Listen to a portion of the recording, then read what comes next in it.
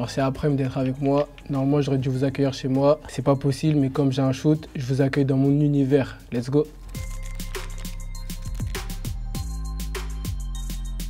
Bonjour à tous, je m'appelle Castilou Lukeba, j'ai 21 ans et je suis défenseur central à Leipzig et en équipe de France. J'ai commencé le foot très jeune, je pense à l'âge de 5-6 ans. Ensuite, j'ai intégré rapidement l'Olympique Lyonnais où j'ai fait toutes mes classes là-bas jusqu'à commencer en professionnel à 18 ans. J'ai joué 2 saisons là-bas et maintenant, depuis la saison dernière, je suis à Leipzig. Et pour l'instant, mon palmarès, il n'est pas encore rempli, mais j'espère que ça va bientôt changer. Mais je suis médaillé d'argent aux derniers Jeux Olympiques à Paris. C'est une immense fierté. Ce qui me rend le plus fier, c'est d'avoir pu donner de la joie et remplir des souvenirs qui resteront, je pense, pour les générations futures.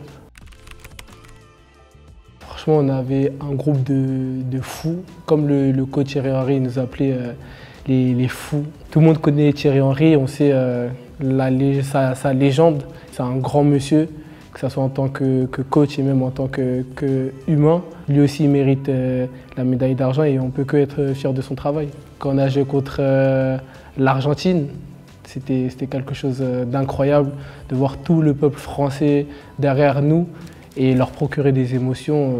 J'oublierai jamais ce sentiment-là. Mes objectifs personnels, d'abord, c'est gagner des titres. J'ai envie de remplir mon palmarès. Comme ça, la prochaine fois qu'on se voit, la liste sera encore plus longue. Ah, l'équipe de France, bien sûr. Quand tu portes ce maillot-là, tu as envie de le porter tout le temps. J'ai eu la chance d'être avec le groupe A. Donc forcément, j'ai qu'une envie, c'est d'y retourner. Et ensuite, à Leipzig, ça se passe plutôt bien. Je suis très content d'être ici. L'intégration s'est très bien passée. On est un groupe de jeunes, donc forcément, on a les mêmes délires. Leipzig, ce n'est pas une grande ville comparé à Lyon, donc forcément, il y a un peu moins de mouvement, mais c'est tout aussi calme. Et pour progresser, je pense que c'est très bien comme climat. Oui, je pense que depuis que je suis conscient, j'ai toujours essayé de faire attention à ce que je portais, comment je le portais aussi, et d'être assez ouvert vestimentairement parlant.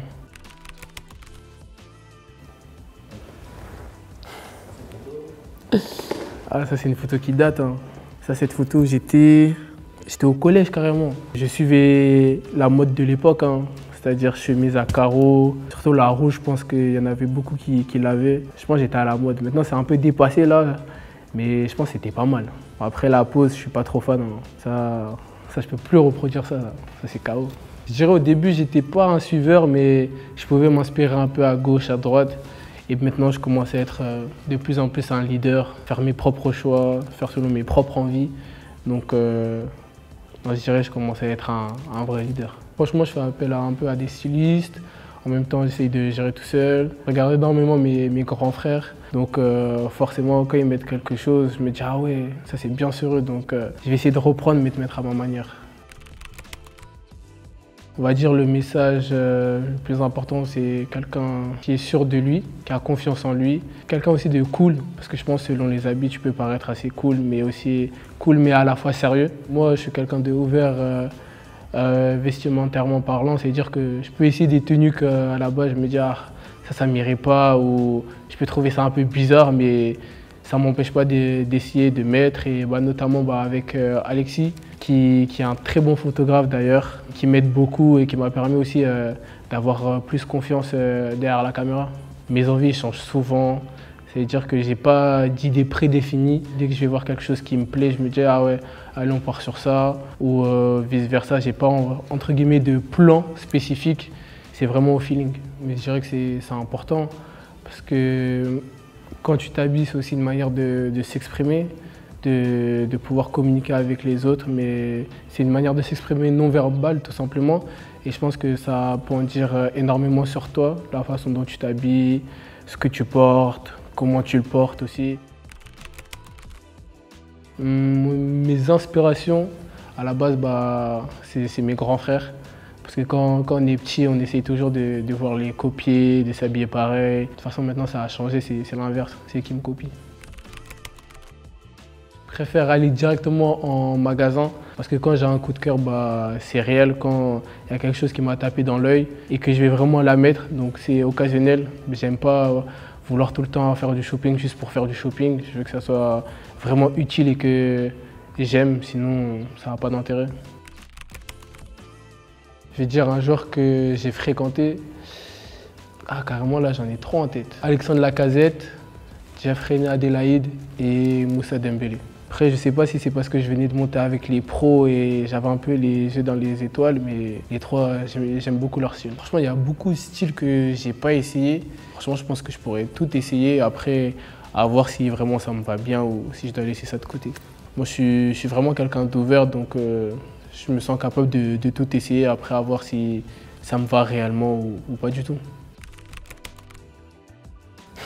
Ouais, un peu bien sûr. On est la nouvelle génération, donc forcément on a connu l'époque des tip-top, les bandages, tout ça, donc chaussettes coupées. On fait tous un peu attention. En fait, pour la petite histoire, à la base, je m'étais cassé le pouce, je m'étais fait une fracture. Donc je jouais avec un bandage et après au fur et à mesure j'aimais bien, je trouvais que j'avais du flow quand je jouais et depuis c'est resté, juste maintenant récemment je le mets à gauche, je le mets plus à droite. Et c'est pour les Akilo players comme on dit. Classement des défenseurs avec le plus de flow. Sur le terrain je te dirais qui? Je te dirais Sergio Ramos, j'aime beaucoup son style, tatouage, en plus quand il avait les cheveux longs, en deux, Kipembe. Chaussettes basses, parce que souvent ça c'est les attaquants, ça, les Totti, les Dybala. Moi je dois me mettre en troisième, mais je trouve que j'ai pas mal de flow avec mon petit strap quand même, je dégage quelque chose. Ensuite en numéro 4, Mohamed Simakan, lui aussi il a du flow, strap, avec son petit bandeau, Simakan 2. Selon le maillot qu'on porte, il change aussi son bandeau. Donc ça se voit que lui aussi c'est recherché, c'est travaillé. Et en dernière position, je mettrais Malo Gusto. Lui aussi c'est pas mal ce qu'il dégage. Tatouage, strap, parfois il a des tresses, il lâche un peu. Ouais, je pense que mon top 5 il est pas mal.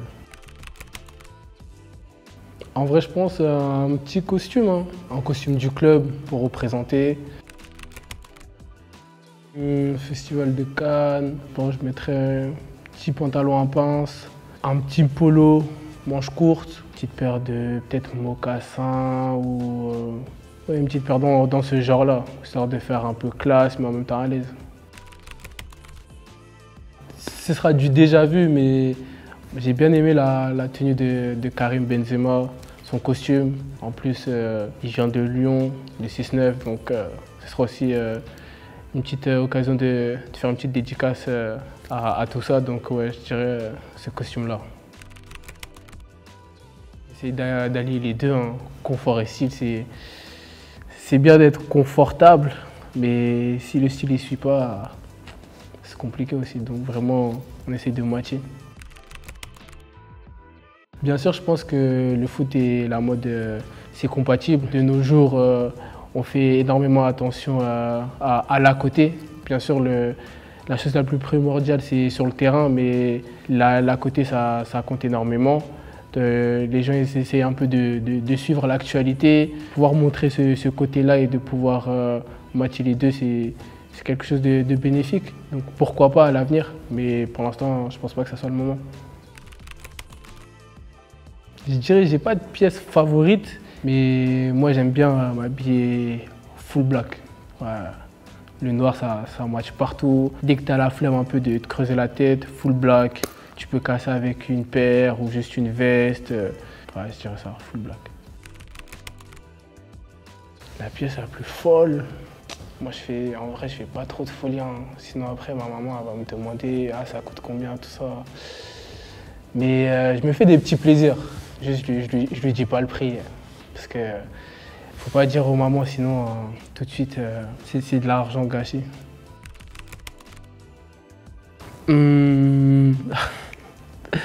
J'avais fait un shooting avec cette tenue, c'est sur mon Insta. J'étais habillé en full militaire, casquette à l'envers, un peu à la 50 Cent. Et j'avais posté ça la veille du match OL-PSG. Non, PSG-OL, parce que je crois qu'on avait joué au parc. Et il y a une photo un peu où je suis un peu torse nu, tout ça et tout. Ça veut dire que mes coéquipiers ils étaient là pour me chambrer, que ouais, c'est quoi ça? En plus, la veille du match, tout ça. Et après, le lendemain, on fait un match incroyable. Je fais une bonne perf et en plus, on gagne 1-0 là-bas au PSG. Donc, c'est vrai que ça avait fait parler, mais au final, le plus important, c'est vu qu'on a gagné, bah, on a oublié tout ça. Il y a eu beaucoup de changements, rien qu'au maillot. Les maillots à l'époque et les maillots de maintenant, c'est pas du tout la même chose, mais quand même, les maillots à l'époque, ça revient un peu. Ça fait un peu maillot collector, on les met un peu plus pour sortir, pour s'habiller. Non, franchement, il y a eu du progrès dessus et maintenant, bah, même les clubs ou les marques, elles savent que c'est important de soigner les vêtements qu'elles nous proposent parce qu'on est regardé aussi, ça fait vendre, donc c'est bénéfique pour eux. Je te dirais tout ce qui est sport US, notamment bah, le basket. Halloween, ils viennent un peu déguisés. C'est vraiment une culture qui est ancrée chez eux. Nous, en France, on a un peu plus de mal avec ça, malheureusement. Mais bah, je dirais bah, ouais, le basket, ça a vraiment une grande influence sur la mode. N'ayez pas peur d'oser. Et le plus important, c'est d'être à l'aise avec soi et ses habits. Ça j'aime beaucoup ça. Je pense que je pourrais l'associer facilement avec ça. C'est un petit cargo à l'aise, qui fait un peu assez large. Je resterai soit sur cette paire-là, noire, classique, ou peut-être même partir sur cette paire-là, les blanches. Petite sortie au cinéma, histoire d'être à l'aise, mais en même temps un peu stylé quand même.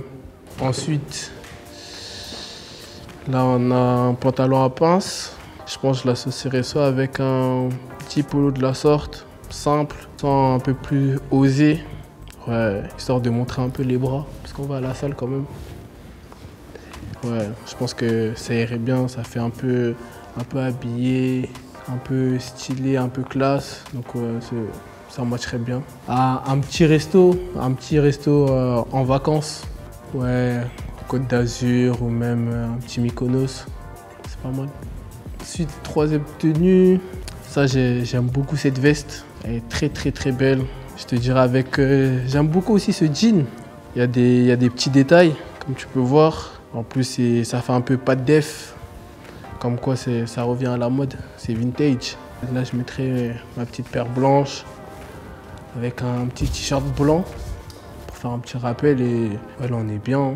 On va dire histoire un peu d'aller à l'entraînement, tu sais qu'on va te photographier, après tu postes un peu sur Insta, ça passe bien. J'espère qu'il y aura d'autres occasions et de toute façon vous êtes les bienvenus à Leipzig.